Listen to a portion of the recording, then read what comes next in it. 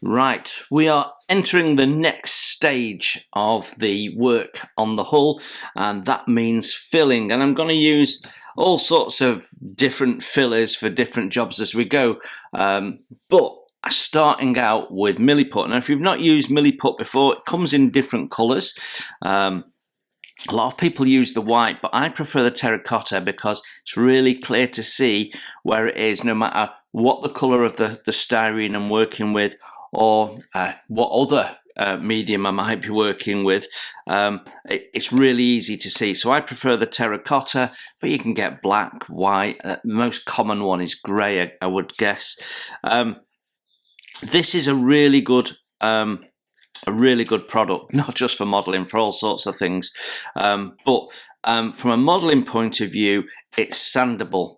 When you've mixed it, because it's a two-part, when you've mixed it, you can mould it, you can sculpt with it. You have about a 2-hour window for sculpting with it. You can manipulate it, you can make it really smooth, and then, like I say, you can sand it, you can cut it to shape, you can saw it.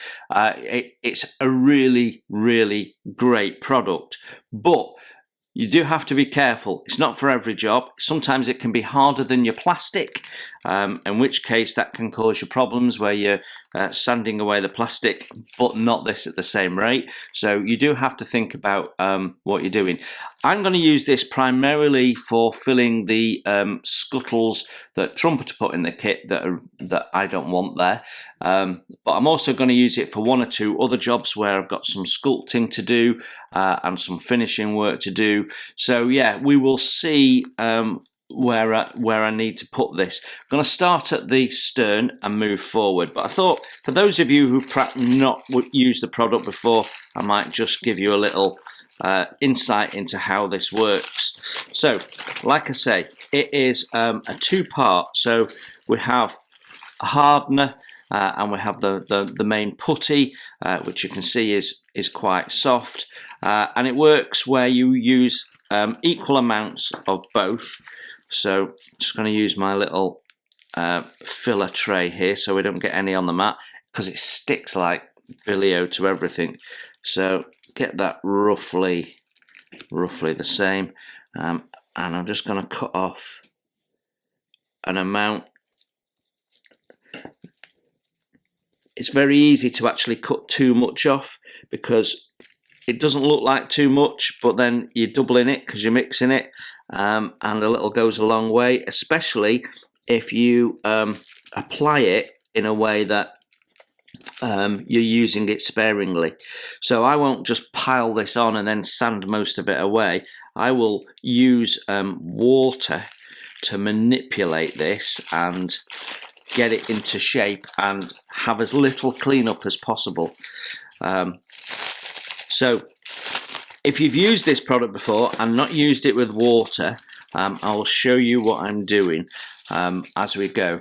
But this is very soluble in water, in just plain tap water. It doesn't have to be distilled or anything special with it, just plain tap water. It's very, very soluble, which means you can use it for filling very small areas, but you can also use it for you can scrape it fine and do most of your cleanup before it's actually hardened, which is really good. Now this is going to take me a little bit of time to get working. We need to mix it. It needs to warm up in my hands, and we need it to change colour into and have no streaks or anything like that. So it's going to take a little bit of time. So I'll do that off camera. Okay, that is mixed. Can't see any streaks of different colours, and what I tend to do is roll it into a ball, because that's a good way of seeing whether you've got any streaks, and there isn't any. And then we can roll it into a sausage, and that gives me an amount to work with. Now, like I said, we need a bit of water. I'm going to show you how I work with it on filling some scuttles. So I've got a scuttle there to fill. So what we're going to do is we're going to fill that scuttle and show you how I do it. So we cut off a small amount of the mixed filler and push it into place in the first instance.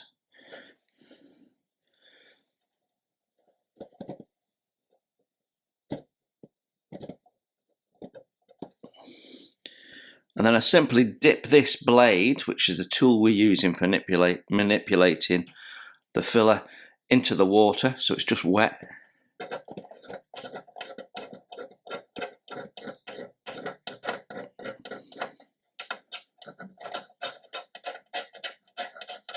And then we scrape over it, and then we can wipe that away with a bit of tissue. And that is filled. Now you have to be careful that you don't scrape out too much and you leave a surface blemish, but that is going to need minimal, if any, tidy up. Now we will sand over it because you'll be surprised how much little residue you can leave behind. But that's the basic way I do it. I'm just going to do another one here. As you can see, it's nice and quick.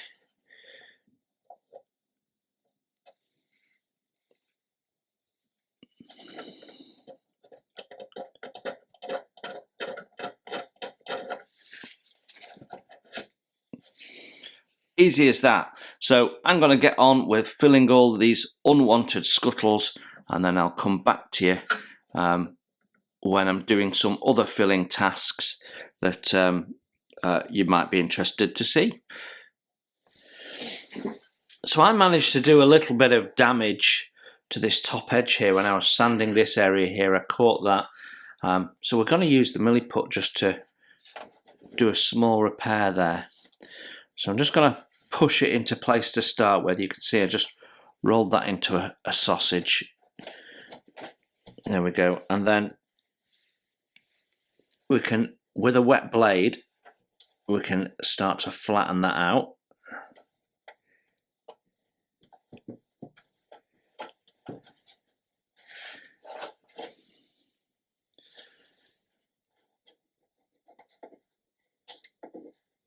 Trim the top level.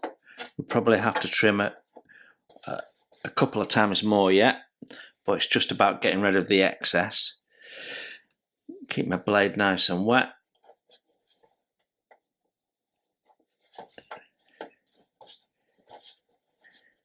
There you go, it's starting to break up a little bit.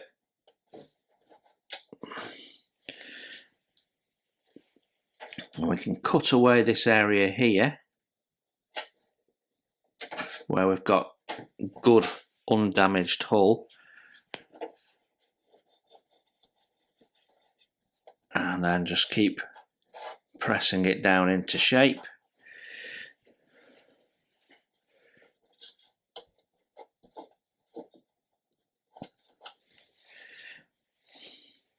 Keeping the blade nice and wet, that just helps us manipulate it.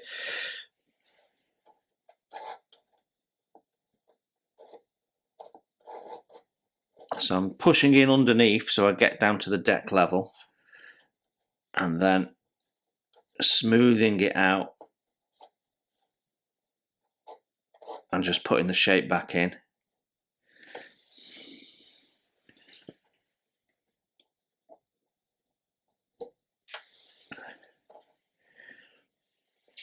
There we go.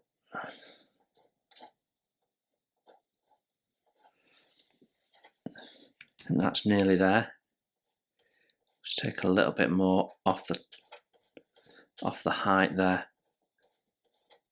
There we go. So that doesn't look right at the moment, but what we will do is we'll sand that back. I'll probably use a file and then sand it and blend it back in, and that little bit that we took out we'll be able to restore, and no one will ever know what we did. That's great.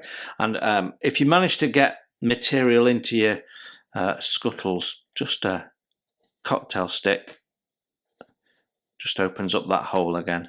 Doesn't matter too much because these are all piloted and we'll actually be widening them all anyway, but it's worth doing. That one needs filling, which I've missed,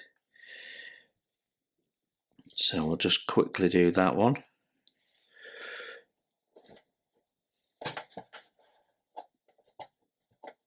Now, I've been doing this for about an hour and a half now, and the putty is starting to get a little harder, but don't worry about that, because as soon as you put water on it, it becomes very malleable.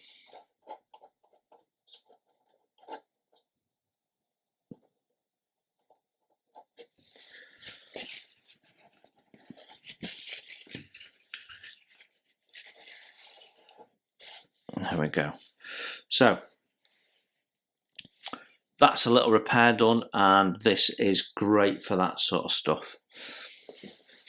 Just working on the hose pipes a little bit here, and we've put some material in, and you can see I'm getting it nice and wet again. So that's going to allow me to just shape it, and we can use the cocktail stick now just to shape that. And any shaping we do now saves me from doing remedial work later. So I can just blend that in. I can wet the end of my cocktail stick and just gently rubbing over the top to smooth it out.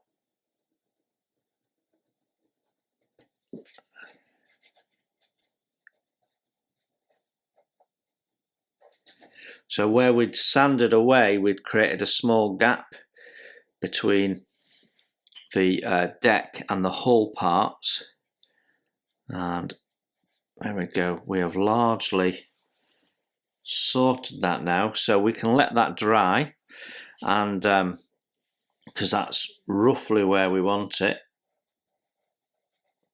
and then we can go in with some fine sandpaper and just finish that off. And that should look fine. And again, I have another scuttle. Had to fill quite a lot of scuttles because we did quite a lot of replacing them and moving them, and scuttles that shouldn't be there, like this one at the front, which if you're building the Gneisenau, the sister ship, that's absolutely the place you want one. But if you're building a Scharnhorst, it never had one there.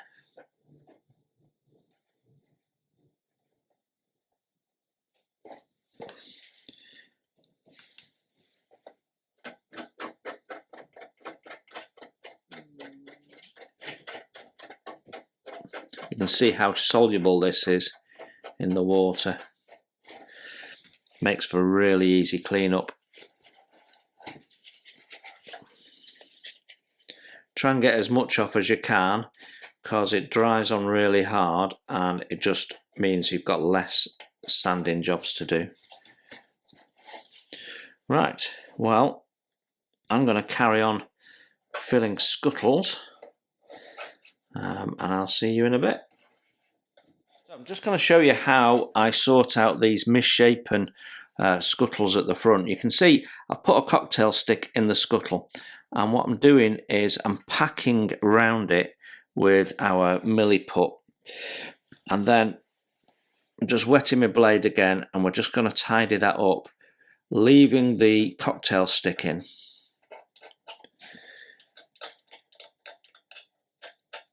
And the cocktail stick is pushed in at the correct angle, because we drilled through that, it will stay at the correct angle. So I can then tidy that up.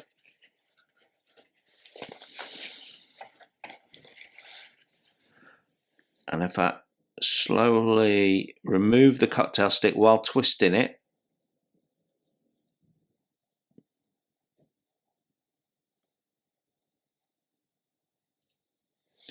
there you go. You can see that is corrected now. So we'll let that dry. There's a little ridge of milliput there. We'll let that dry and sand it down, and you can see we've got a perfectly round scuttle, rather than this sort of elliptical shape that's caused by the fact that we've got this shape and they've tried to mold straight into it. So that's how we're going to correct all of those, which sort of from about this point onwards becomes quite important. You can see here how these are a bit elliptical as well, but because we've drilled those fresh ones, that's less of an issue. Right, I'm going to carry on. So with all my scuttles filled, what I want to do now is start at the extreme stern of the ship and move forward, tidying it up, making it perfect, putting any photo etch parts on, and we'll go from one end to the other end, working our way through it, cleaning everything up, getting everything correct, and getting everything into a position where we're happy that she's ready for priming. So let's crack on with that.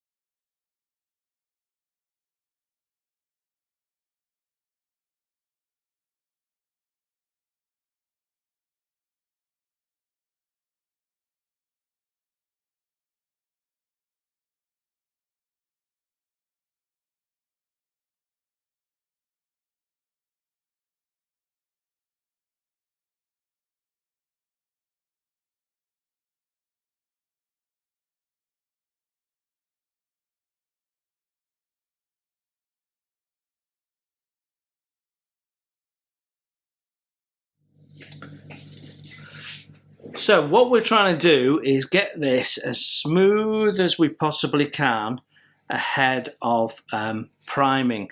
And because we did a first prime, we can see where we're not quite smooth. So you can see here where we've got you can see the plastic around the scuttles, but in between we've got this white of the original primer we put on. That means that's not totally smooth. Now, I'm not so fussed about that because these ships aren't totally smooth. They have wrinkles in them and they pick dents up and all sorts of stuff. So that doesn't bother me. But where we've done this major piece of work, I don't want anything in there to look out of order. And it's a bit difficult to know because we've got filler in there, we've got glue in there, we've got bits of resin in there still. Okay, tip time. So it's quite common practice for people to use a matte grey primer as a way for finding imperfections in their model. Now, we've already primed this once in white, and that was allow me to easily mark up what we're doing. But in areas where you think you've done filling and sanding and you've got it right, rather than spending lots of time priming the whole thing, what I prefer to do is just spot check the work that I've done. And the best way of doing that is actually to use a metallic. And the reason that we use a metallic, it doesn't matter really what colour, I just generally tend to use silver. I'm using Humbrol enamel number 11 here for this job. But the reason why I use a metallic is all the little particles, little metallic flecks in the paint there, they reflect light. So they're going to show you any problems you've got really clearly. In fact, probably better than, in my view at least, than a matte paint, just because of the way they bounce the light. So I can put this on and I can instantly see if I've got any problems. I don't have to wait for it to dry, although obviously unless you're going to then go in and remove it, which you need to be careful about doing depending on what's underneath it, you're going to have to leave it to dry anyway. You don't have to use an enamel, you can use an acrylic. but nothing shows up imperfections like a metallic paint. So it's a good way of identifying any issues, and I can certainly see that I've got a couple. So I can already see, let me get something to point with. There we go. I can already see that there is a little bit of a raised line here and along here and all the way up here. There is a witness. So I've got more sanding to do on that edge, whereas from about here all the way around, it's all good. So that's really handy for me. I can also see that I've got a little nick in here for filling. I'm going to put a little bit more just on this here, on the top of the deck, and just get an understanding of what that looks like, because obviously we've done some surgery here, so yeah, see, we got, just makes it easier to see. We can see there that we've got a bit of an issue. Now I want there to be a gap between the deck and the edge, because that we're going to use as a gully. And when we put the wood deck down, that's going to raise up and do that. But I don't want this here to be raised higher than that, and you can see it still is. So I've got some sanding to do around there as well. I mean, that's visible without the metallic paint there, but you can see how that metallic paint is really making that stand out. So it's a really, really good way of checking. Now obviously when we put a wood deck on, some of the gaps around the edges might be filled, but what we really want to do is get the edge of the deck and the edge of the hull completely flat. So if I run my finger up here, that hull edge is forming a lip. So if I just show you,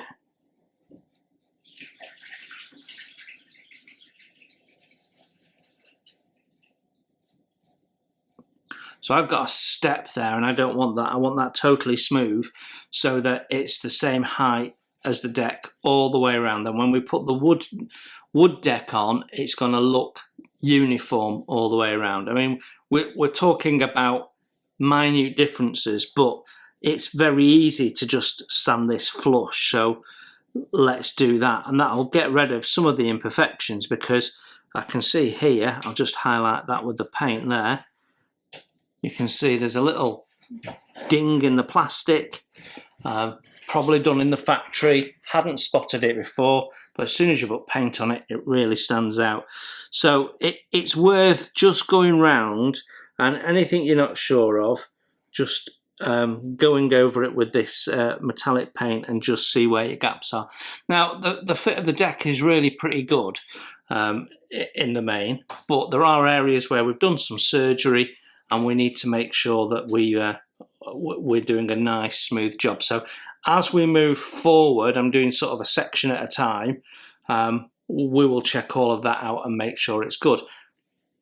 So the other areas we've got to check is around where we've put the shaft lines in. So here, where we've done a lot of sanding, have we managed to get it so that it's nice and smooth? And the answer is no. And yeah, it absolutely looked it and felt it, but as soon as I put paint on, I can see I've got a little bit of a step there. So the metallic paint trick, it absolutely works. It's a really, really good way of highlighting any issues that you might have.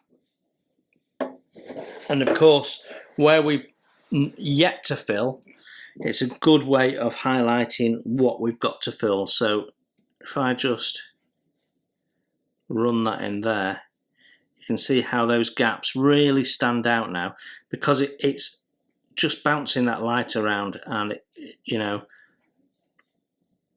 glaring at you. which is what we want. We want it to really stand out so we can see what we've got to do. So yeah, I hope you like that tip, because I've never seen anyone give that tip out on YouTube. So if you've seen someone else do it, then I'd love to know, because I've never known anybody else do that trip, and I've been using this method on my ship hulls for a long time. Yeah, so it's a really good way of seeing what work you've got to do without having to go around and prime everything, and then you're rubbing it down, and then of course when you've done that, you've got to reprime again, so you end up putting 3 lots of primer down, and it's quite a waste of what is quite an expensive product at the end of the day. Whereas I can just go around here and spot check little areas and go, yep, that needs work, and yep, that needs work, and nope, that's okay. So I'm going to carry on doing this. I'm working up to sort of the start of the actually, I'm going to work up to there, the start of the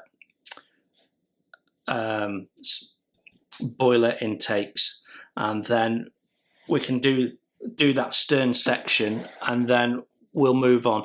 Doing it in sections means it's less daunting a task, because I can focus on a small area. So that's what I'm going to do. I'm just going to highlight anything where I think there might be an issue, and hope that we've got as few as possible. But it might give me some areas where we've got to do a bit of filler skimming or something like that. So yeah, there you go. It's also worth doing it on areas where you've been getting rid of the seam and you think you've done it just to check. So I think we might not quite have done the job there, although once we've got paint on it, it actually looks all right. So yeah, that's what we're going to do. I'm going to go around and do some spot checking. It's probably worth going over all of these filled little scuttles as well, and see if we've got any imperfections that we need to sort out, because I want this to be as perfect as we can get ahead of putting on all our little photo etch details. And I've got some further modifications I want to do before we can start painting. So right, I'll crack on with that, and I'll get back to you at the next point of interest.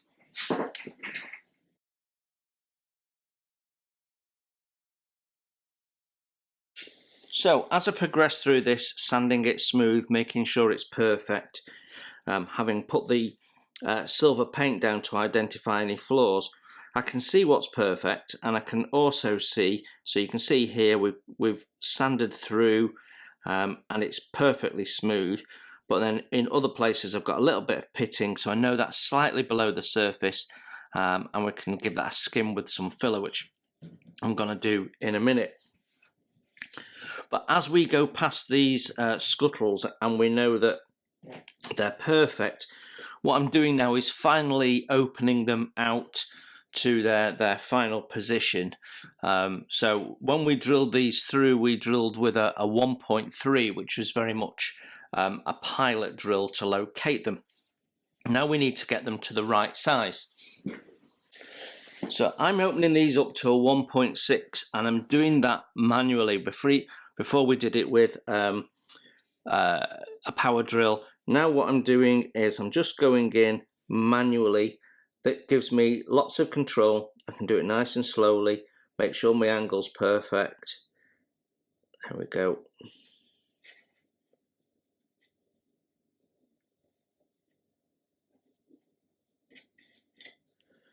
And I know I've got a perfect scuttle. And we'll do that for every single scuttle as we go.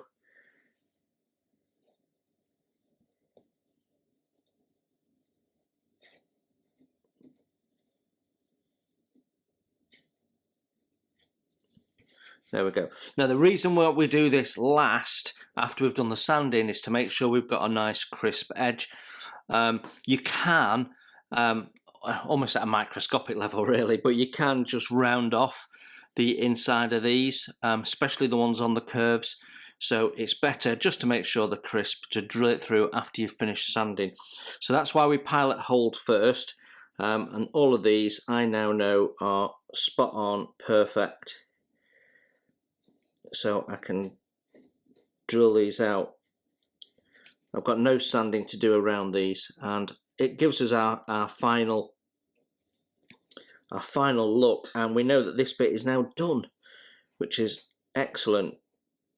There's nothing better than feeling like you've got part of the hull completed, and it's starting to look the part. So I'm going to move forward doing this.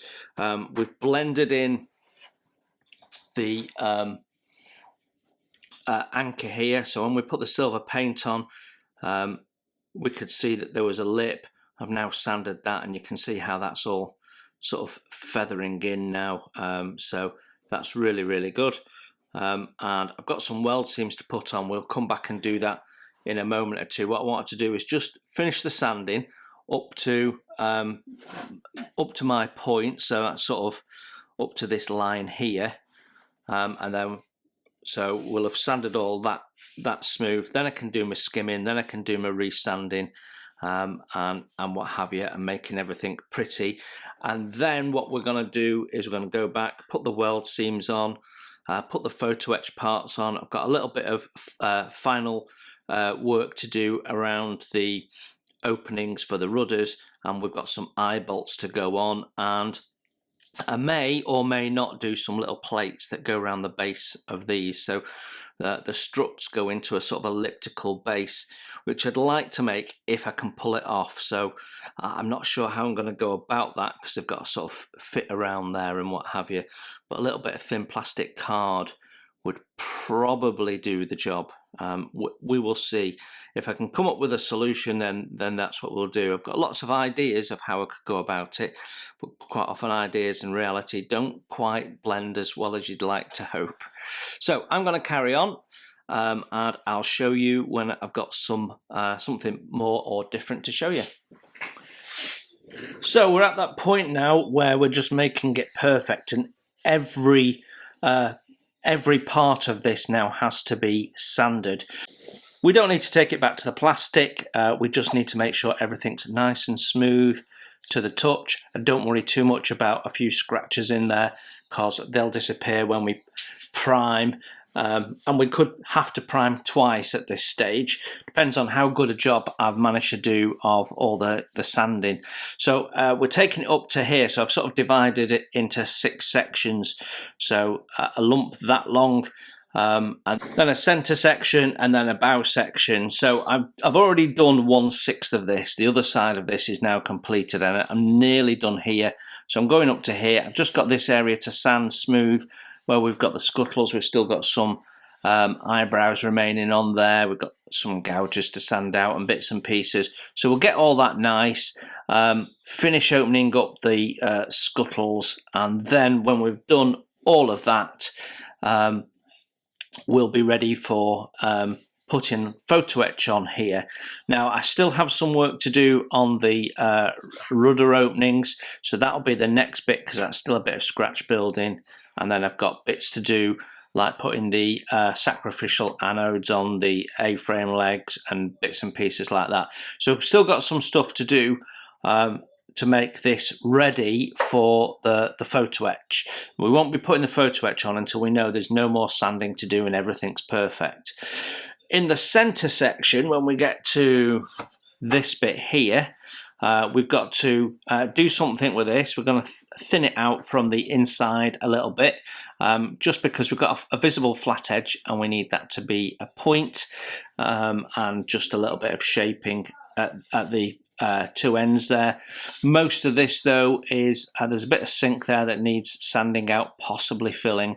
We've got a connection point here that we need to just sort out. The rest of it is just sanding smooth and opening scuttles, and then when we get to the bow section, we've got quite a bit of work to do to get the shape back here where we accidentally did some damage, shape the end of the armour belt, open up the scuttles, and get all the seam off and stuff. So it's gradually progressing. This has been an all-day piece of work, so it's going to take at least 3 weekends.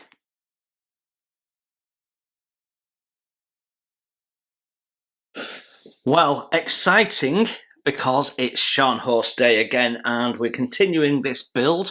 So it's a lovely, sunny, bright Sunday morning here and I'm starting to get stuck back into this. I always look forward to my Scharnhorst weekend, so I work on it every other weekend. Right, so we've done all the sanding of the hull and I'm hoping we're at a point where we don't have much more in the way of remedial work to do and we can get stuck in with photo etch and bits and pieces. So we're going to start at the stern here and move forward. And every time we have a working session on this, I go through a little process and I just wanted to take that process through you. Because it's such a big model and we've done a lot of sanding, there is a lot of dust, sanding dust and bits and pieces built up on it. Plus, there is a week between me putting it down on the Friday night and then picking it back up again the following Sunday, or sorry, a week and to the following Sunday. So there's 7-8 days between me working on it, and it collects dust naturally at this stage. I've not been covering this up because it's so mucky anyway. It's not really worth it. We'll start covering it later on when we've got decks on and we start building on it.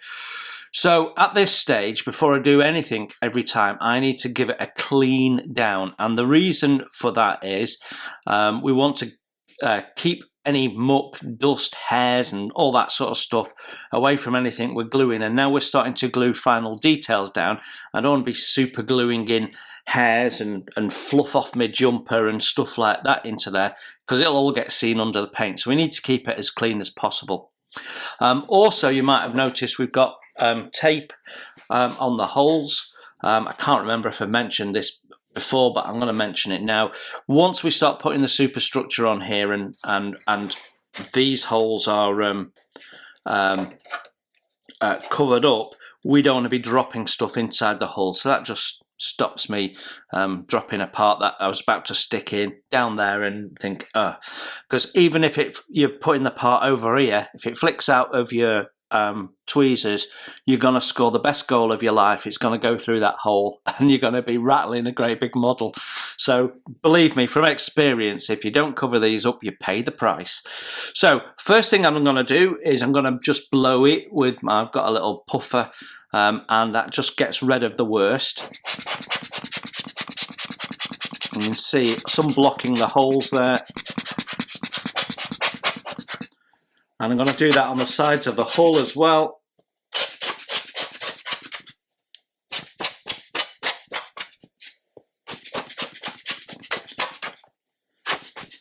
Okay, so that is got rid of the worst, the loose dust and stuff like that. But if I run my hand over it, I can still see that there's stuff on there. So we need to give it a damp clean as well. So some good quality, thick, absorbent kitchen towel. It's been folded over a few times, gives me a nice little pad to work with. And then some 70% rubbing alcohol, not 99%. 99% is great for cleaning cuts, but we're cleaning models. And the 70 or 80% is your ideal amount because there's a bit of water in there and that gives you a better cleaning action. So we're going to put some rubbing alcohol onto my pad here. And then we can just get stuck in and give it a wipe. And I'm going in the direction of the grooves there. And then using the dry bit and rubbing it off. Now that is as clean as you like. We give it a moment to dry off and we're ready to rock. Now I'm going to do that gently all the way around. You can see it's not that dirty, so that's good. But only in the section we're working on, and we're working on sort of this bit right to the end of the bow today. So I don't need to clean the middle section, and I don't need to clean the bow and I meant stern. We don't need to clean all the way up to the bow because we're not working on it and we'll have to do that cleaning process again, so we might as well leave it. So I'm only worried about the areas I'm going to be working on and making sure that that's nice and clean and muck and dust free. So I'm going to finish doing that off camera because I need to turn this upside down and take it out of its cradle for a sec, and then I'll come back to you when we're about to start doing some work on it. Right then, my first job is to get some gloss varnish down because I've got some rivets to go down, which are decals. So sort of 3D printed rivets, little decal lumps. So I'm putting a gloss varnish down, which will just help with the adhesion of them apparently. I've not used these decals before, but Nigel has, and he talked me through his process. So I'm not going to reinvent the wheel. When someone knows what they're doing, I'm going to stick with that. So we've got an area of rivets that along here. So I'm just going to paint a patch along here. I mean, it's going to be so thin that you won't notice anyway, and when we prime it, it'll sort of disappear. So I'm just going to work that with the brush, and there you go. That's sort of the area we need. Okay, and then along from about the start of the armour belt all the way along the full length of the top of the above the scuttles, we have rivets, and so I just want to go in and gloss varnish those in as well.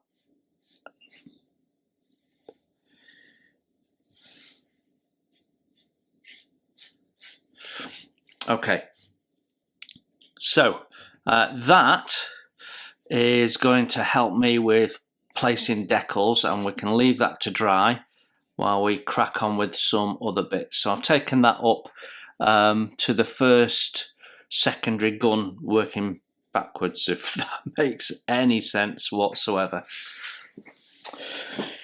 So moving this out of the way, my next task is some weld seams. Now you've already seen me do a test weld seam on the bow where we used Mr. Surfacer.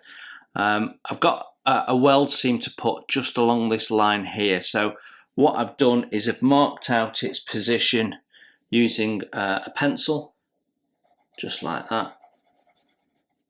And I'm going to try a different method, which actually Nigel suggested, and I have used before, but I've used it on things like armoured fighting vehicles, and it's using stretch sprue. Now, on an armoured fighting vehicle, the stretch sprue can be that sort of thickness, and you absolutely smother it in liquid glue, and then as it gets soft, you can push in with your fingernail or a knife blade the sort of the layering of how that weld was put down, and give yourself that seam. On a ship, that's way too big, so we need it to be very, very fine. So I've got two options here. I can use very fine stretch sprue or very fine wire, but I'm thinking the stretch sprue is probably a good and maybe even quicker way of doing it. So I'm going to try it, and I think that's going to look all right, and I think that's a really good idea, Nigel, thank you. So we're going to just glue that into place. There we go, and we can just brush that in.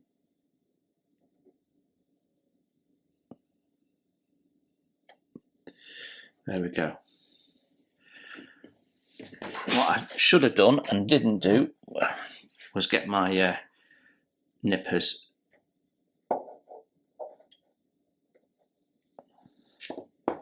Right, so let's just put some glue on that top bit where we know it wasn't glued down, and there we go. That's our weld seam on. That is quicker than doing the Mr. Surfacer method, which I've used for a little while now. yeah, that looks really nice. We've got a lovely weld seam there. I am proper pleased with that. So there's 3 in total.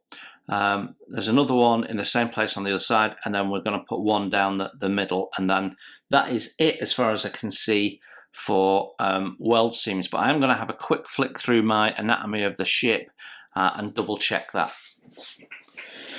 Right then, time to get stuck into some of the fun stuff, and we've got wriggles or eyebrows to put on, which go above each one of our scuttles, and I use a little homemade tool for placing them.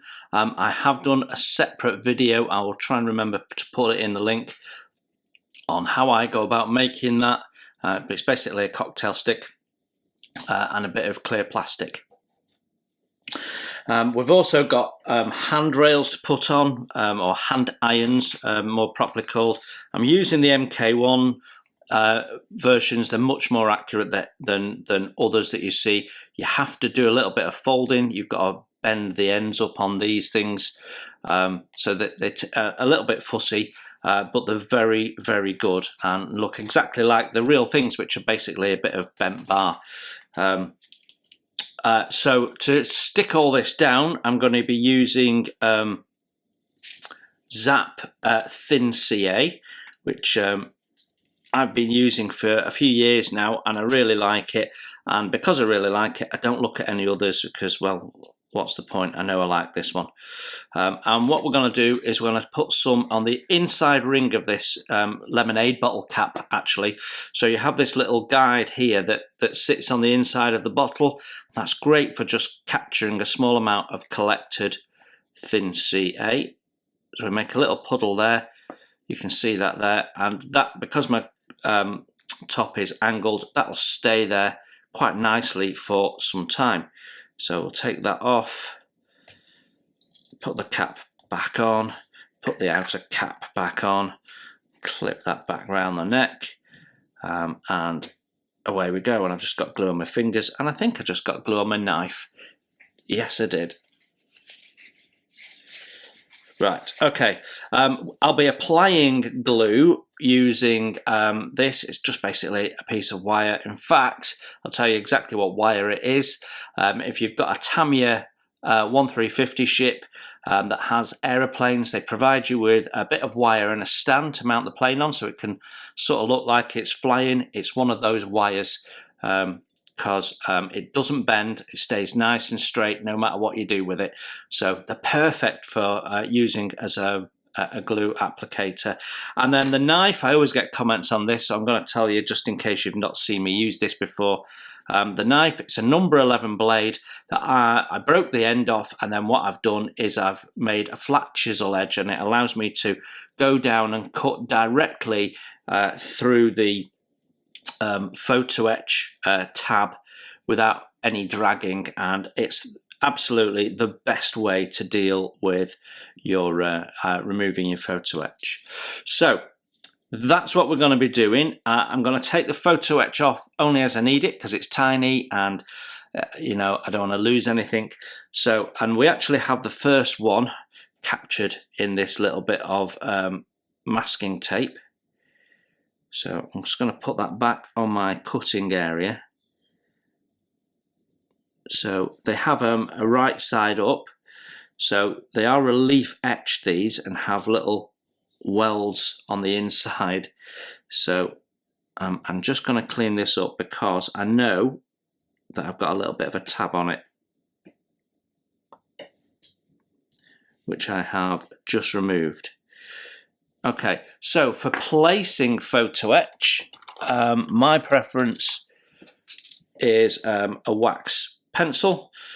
These come in packs of 2 for a couple of quid. They don't cost anything, and you can just pick up your photo etch and it stays there until you're ready to place it. So let's place the first one. So I'm going to put my tool in and I'm going to place my photo etch on the tool, and just because we're on camera, it didn't go in right first time.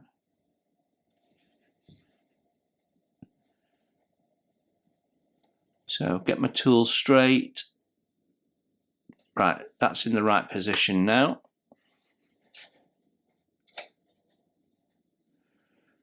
And then just a dab of glue at the top in the middle, and that should go in.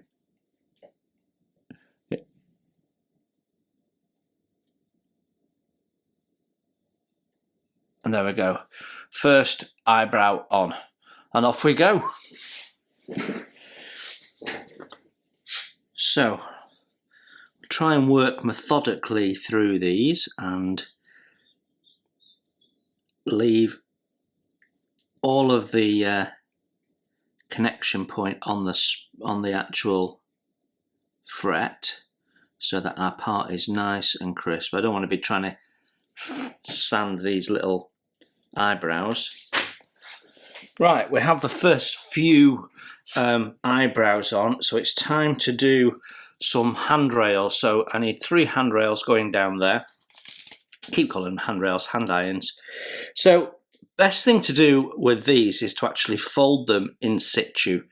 So you can possibly see that we've got 2 little ends that have to be folded up. Well, what we need is a little razor blade. So what we do is we cut through the top little connecting piece there, and then we put a razor blade over the join where we've got the little fold line, plop that into the fold line, and just flip the part up and put it on its 90 degrees. So you can see we've now folded that on the fret, and then that's not going anywhere. That's the easiest way of folding it, and then we can cut them out and we're away to go. So that's the easiest way of doing it. I've done it like this for a few years now because it's just so much easier than trying to fold it after you've cut it out, because they are so tiny. So I'm just going to do 3 because that's how many we need.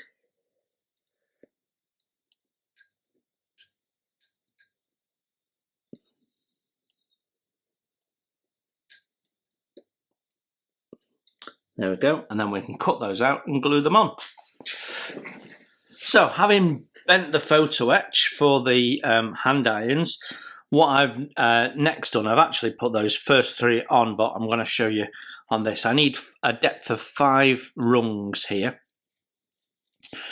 So what I've done using my clear ruler is I've marked, looked at the distance, worked out the distance they need to be to get the depth covered with equal spacing of each iron, which is about 2 millimeters, and then just mark those positions out. And then when we come to stick them on, we use a little bit of masking tape to find the end position for them, like so, and that will keep them straight. But we need to make sure that the masking tape is straight. So what I do is I put my clear rule on and make it straight to the top of the hull, and then find where I want it to be. So that's completely straight. Want them in the center, so my masking tape has to go there. There you go.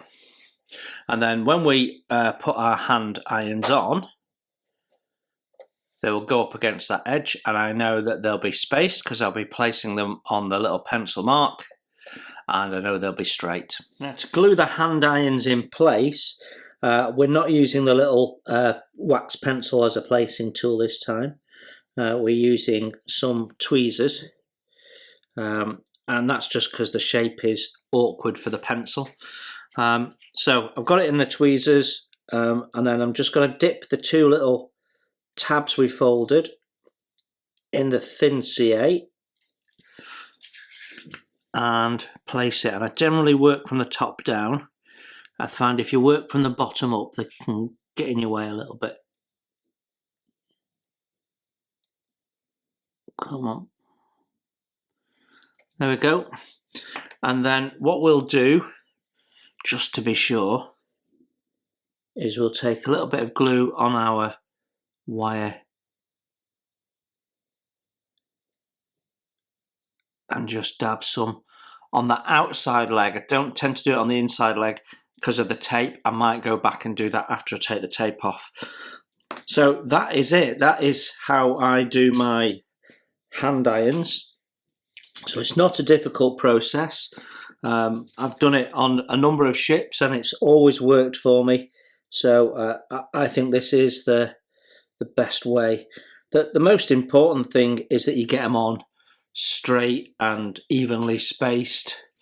That's the most important thing. You know, even if you don't get the number correct to how it was on the ship, which sometimes isn't possible because your model hull's not right, like this one wasn't. If we'd been doing this to the number of hand irons that the kit says, we'd have had the wrong number, and in fact the MK1 set has emulated the wrong number. So I do need another row of 3 to go there. I wanted to show you where we could see it a little bit better on camera. There we go. So I'm going to carry on doing this and doing our wriggles. And that's probably going to take up the rest of my Sunday on and off. Watching. You can support the channel by hitting the like button, and if you haven't subscribed, please consider the subscribe button and the notifications bell so you don't miss any content that I put out. Model Kit Stuff is a self-funded channel, and I don't do membership or Patreon or buy me a coffee. So if you'd like to further donate to the channel and ensure the cameras keep rolling and the content keeps coming, then you can consider making a donation through my PayPal. You'll find a link to that in the text below. You enjoy your modelling, and I'll see you soon.